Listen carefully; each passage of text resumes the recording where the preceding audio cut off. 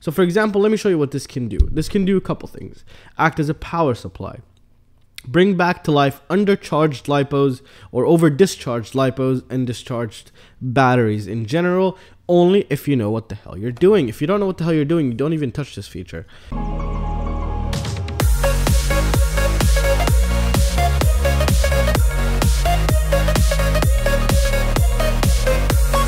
Hey, what is up guys, and welcome back. So today we're going to be taking a look at this new charger, and it's from HTRC.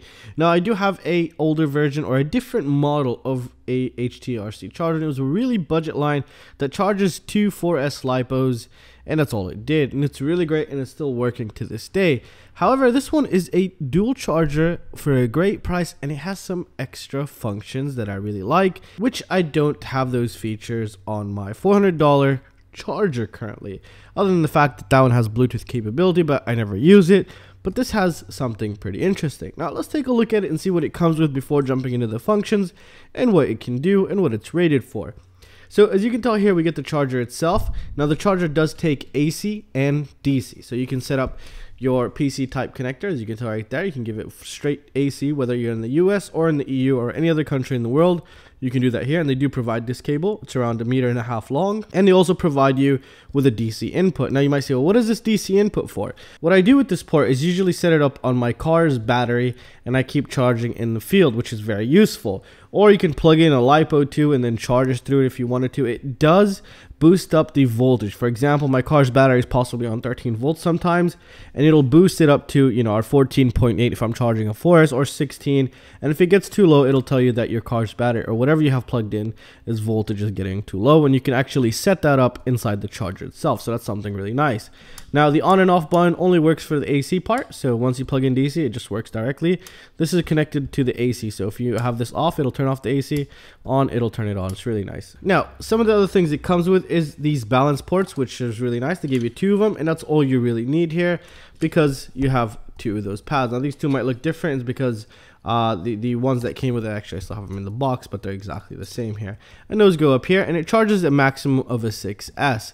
And here we have our ports for some kind of temperature sensor, and here we have PC Link, which I still don't know what it could be used for, and I'll go over the documentation after this part of the video, and then I'll see if I figure something out to do with this PC Link part here. Maybe we can program each side, or we can do something with this. So that's really interesting here. They don't provide these cables for you though, and they also give us our banana clip kind of connector so we can start charging. So it can charge 2 batteries at one time of specific types, and you can also set up for each side some kind of a parallel charging board to increase your speed at charging. Instead of putting 1 battery at a time, here you can set up like 5 batteries or 6 batteries at one time, but only do this if you know what the hell you're doing. If not, just avoid these for now. Now they also provide you with the cables required here. Now this is really nice. They give you the banana clip here because those will go into right there, and it outputs into 2. It gives you the Xt60, and it also gives you the T-type connectors here, and it has 2 of these cables. So it has 2 of these cables right here.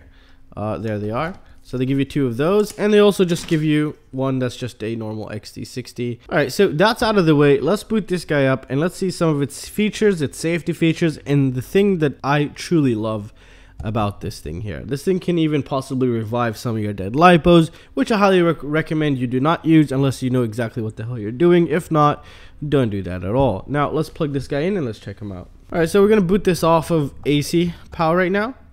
And if you take a look here, we have 2 fans which will immediately go off as soon as I turn it on, but it'll just power off. The fans can get pretty loud when charging. They really just suck in a lot of air to keep the overall body clear. And this is all made out of metal. It's not plastic, so the overall body or shell of it acts also as a heat sink. So that's something you kind of want to see here. So hopefully you heard the fan there. There's 2 fans on the side. Oh, and I forgot to mention it has a 2 amp 5 volt output, which we'll be actually testing if it does provide 2 amps at 5 volts from that USB here. Now as you can tell here, you can choose each side to charge something differently. We have lithium batteries. We can charge life batteries, lithium ion batteries, lithium high volt batteries up to a 6S. And here we have our nickel metal hydride, as you can tell right there. Here we have lead acid 2 to 20 volts. Charge power is 150 watts times 2, and I'll explain what that means in a bit. Charge is 12 amps times 2, which is correct and incorrect at the same time. I'll explain this in a bit. Discharge, it can discharge to 5 amps on each port, which is really nice. That's a lot. And that's why you have those 2 big fans on the side, and that's why this whole thing is made out of metal. And that's what you want to see with such a feature of discharging around 5 amps. So let's go over the settings in the menus here. So if we take a look here, right now we're on lithium. If we press enter, I have the buzzer disabled. It can kind of get pretty annoying. So we have storage charge, which means it could discharge it down to storage level or just charge it up to storage level. And you can set that storage level as you want into the settings here. So this was for LiPo, and this is LiPo discharge up to a 6S, everything here. Balance charge, the reason why that's auto and you don't set the how many cells you're currently running to when you do the LiPo balancing is because it senses it through this little port right here. As you can tell, it'll sense it through that. That's why it's on auto. Everything else you would have to set this up. So 3 amps and 4S. And the way to start it is you just hold and it'll start. I don't have a battery connected, so that's really nice. Pretty loud. Alright, so this is the LiPo area. Let's go back and let's take a look at what else we have. We have the nickel metal hydride settings. We have the lead acid. Now, let's go ahead and check out the extra features. This is where the most interesting part is for me. So again, this thing will charge your battery, discharge your battery, set it up into storage mode, fast charging, also balance your batteries. It can do all of those features. Those are all built in. And these extra functions are what I really like here. Okay, so I've gone ahead and connected the batteries here. I set up the balance area, and this is a 4S 1500 milliamp, which I've had for roughly, I think, 6 months now. So let's go into the extra features here. So we have meter light, which means lithium polymer, whatever that's lithium here. So let's click on it. We have a LiPo currently, correct? We just hold it, and it'll actually test its capacity for us. Right now we're running at 16.2 volts, 84% capacity, and if we cycle through, we're getting each millivolt reading of each cell that's inside the battery here, which is very useful. If I never use it though, but there's other things that are way more useful than this. Here we have the what is it called? The ohm readings, basically the resistance of each cell. We can actually check here 9889, which seems to be good. If they are completely off, for example, one is 19 and all of them are basically around 10, then you possibly have a pretty damaged cell in there, so you just be extra cautious with that LiPo. Here, this is really good reading for 6 months, 989810, which is nice to see. It's really good.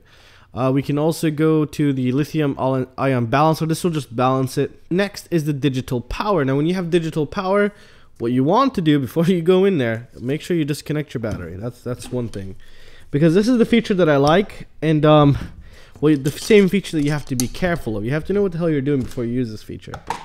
So what is digital power? Digital power means this thing can actually act as a power supply and output up to 22 volts or 24 volts at up to 6 amps, I think. So if you had LEDs, you want to run on 5 amps, 20 volts, you can do that through this, which is really nice. You can do that on each side too.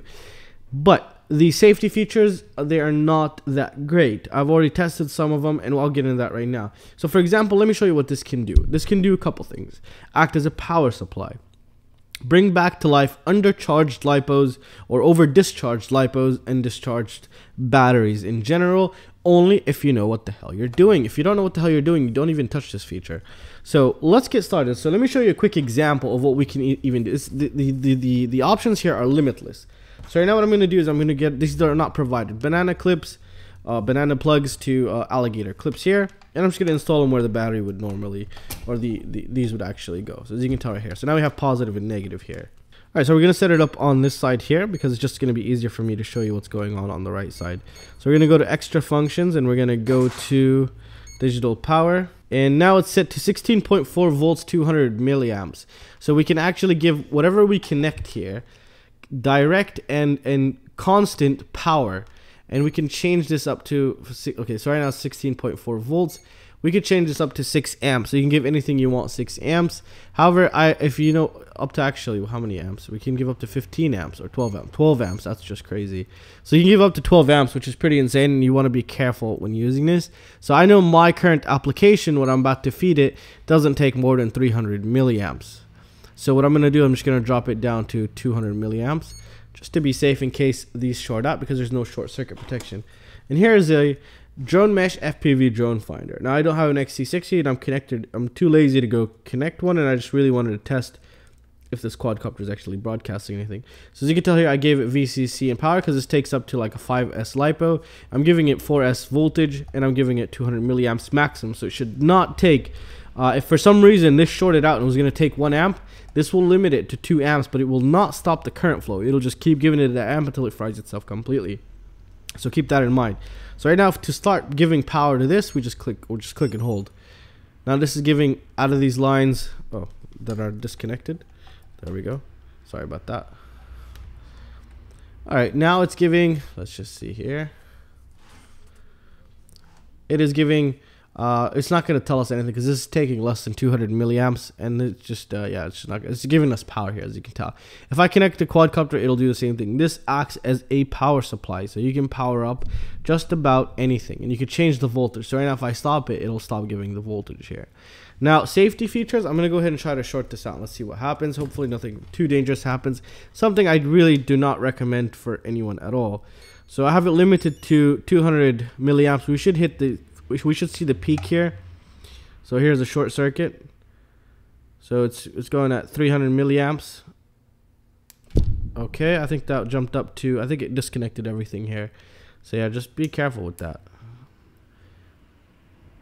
Yeah, I don't trust it to keep doing this, but it's pretty safe. But again, like I mentioned, if you don't know what the hell you're doing, and as you can tell, there was still charge left after I disconnected it. So the caps probably still had some charged, and I had to discharge it here at that last one. Let's see if we can do it again. There we go. Okay. All right, so now I'm gonna stop it here, and let's see it stopped.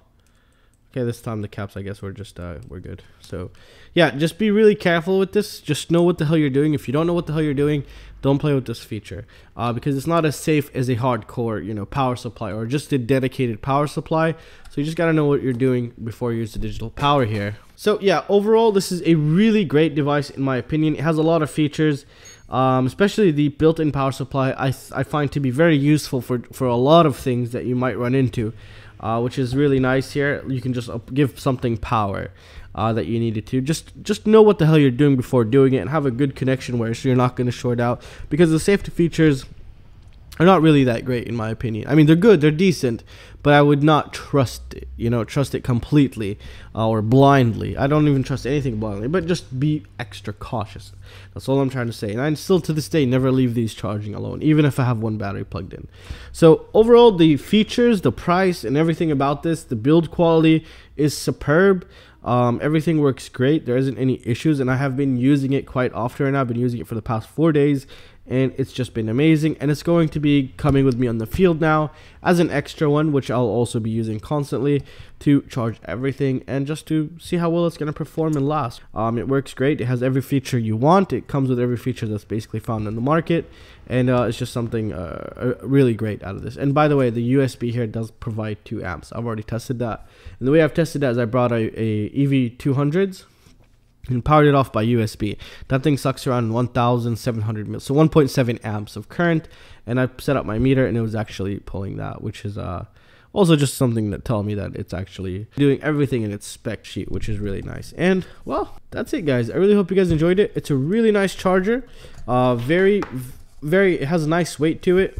As you can tell, it's metal everywhere. It's not plastic. It has nice little rubber legs here, so it doesn't scratch a table or it doesn't slip off a table. So like I mentioned, I think it's a really great deal for this charger currently, and we'll just see more update videos. The build quality is really great. It's all metal body chassis. Helps keep the overall temperature down because it acts itself as a heatsink. Has 2 big fans right here, as you can tell right there. Those really nice, really loud fans when they go off. They do go off when you're charging both ports around 3 amps. So when you're putting out roughly 6 amps out of this, they will turn on and it gets pretty loud. But most of those chargers have these fans, so it's something really normal. And every single charger I have, they all do that, especially when I'm charging 3 amps on anything. For 110 bucks, you're going to be able to charge everything and even have a couple little extra features which are really nice. And you have discharging up to 5 amps, which is always a huge plus here. And it comes with everything you need, so you're not going to need to purchase anything else. And well, that's it guys. I really hope you guys enjoyed the video. I'll have a link to this down below. Go ahead and check it out. That really supports the channel. If you guys have any questions or any suggestions, feel free to let me know, and I'll see you in the next one. Peace out.